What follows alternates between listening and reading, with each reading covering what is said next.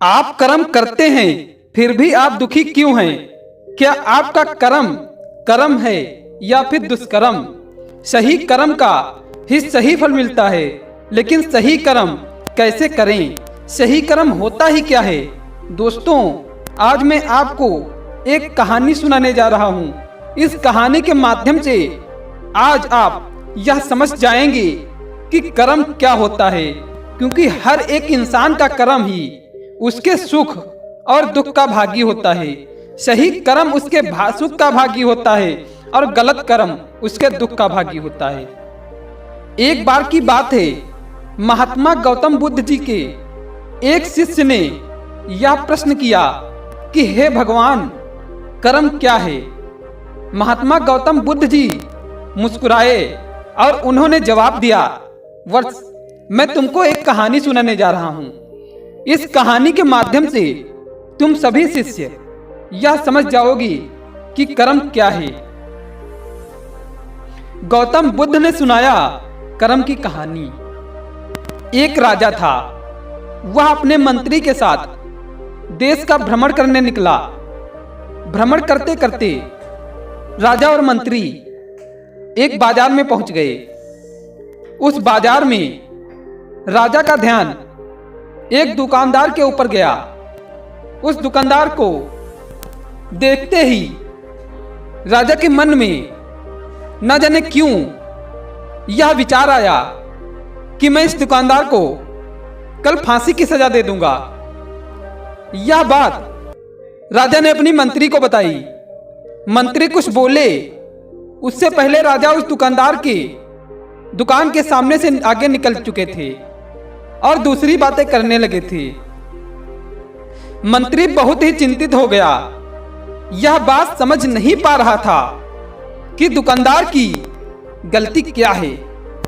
दुकानदार ने बिना कुछ बात किए हुए, बिना कुछ सोचे समझे, महाराज ऐसा फैसला लेने के बारे में सोच ही कैसे सकते हैं। राजा और मंत्री भ्रमण करने के बाद राज दरबार वापस चले गए। मंत्री को रात भर नींद ही नहीं आई।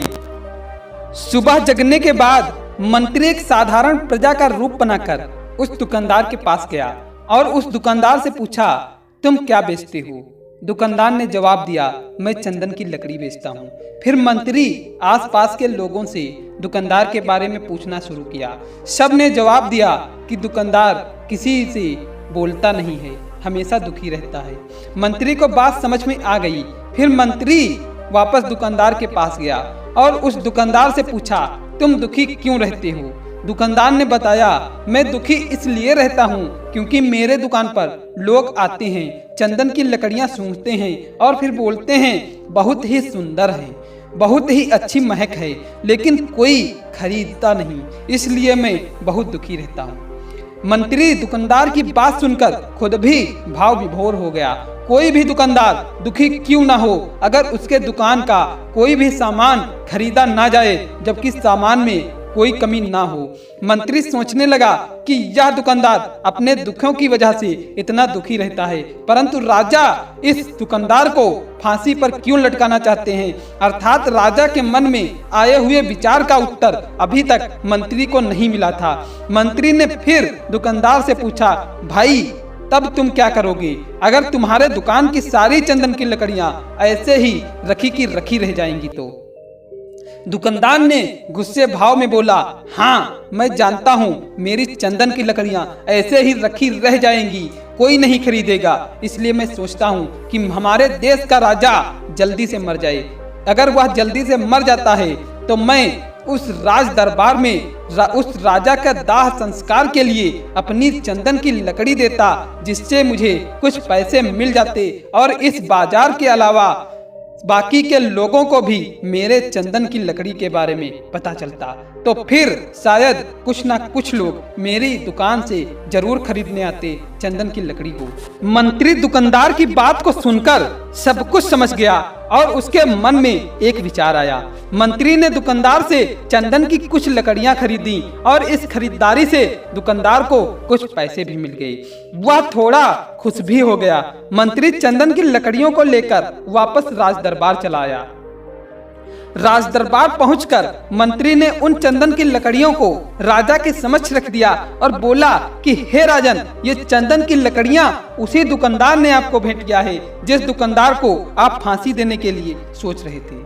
राजा उन चंदन को सूंघे तथा सूंघने के बाद बड़े ही प्रसन्न हुए और उन्होंने कहा, यह चंदन की लकड़ियां बहुत ही ज्यादा खूबसूरत हैं और खुशबूदार भी हैं। दुकानदार के इस अनोखे भेंट से राजा बहुत खुश हुए और मंत्री को कुछ स्वर्ण मुद्राएं दिए तथा बोले, जाओ उस दुकानदार को ये स्वर्ण मुद्राएं इनाम में देना और बोलना कि आज के बाद महल में जब कभी भी चंदन की लकड़ी की जरूरत पड़ेगी तब तुम्हारे दुकान से ही चंदन की लकड़ी ली जाएगी।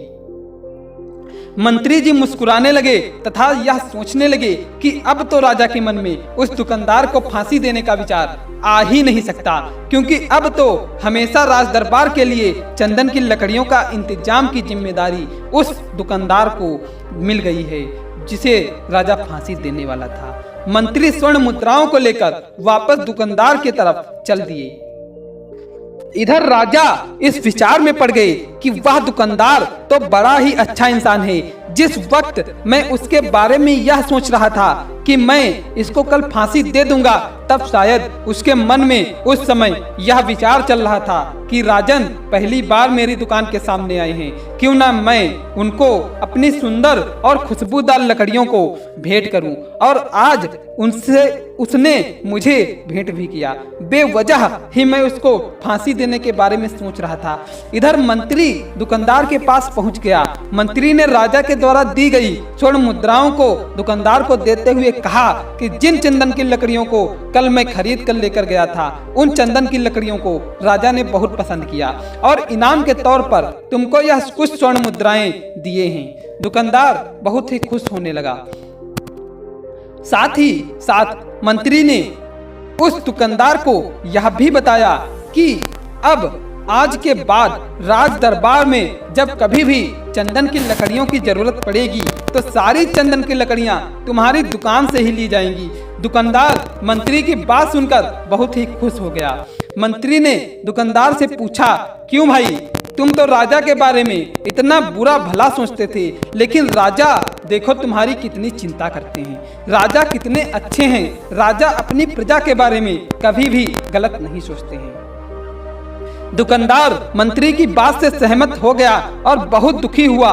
दुकानदार मंत्री से बोला, मैं कितना गलत सोचता था राजा के बारे में। राजा तो बड़े ही अच्छे हैं, बड़े ही भले राजा हैं। भगवान करे राजा की बहुत लंबी ही आयु हो जाए।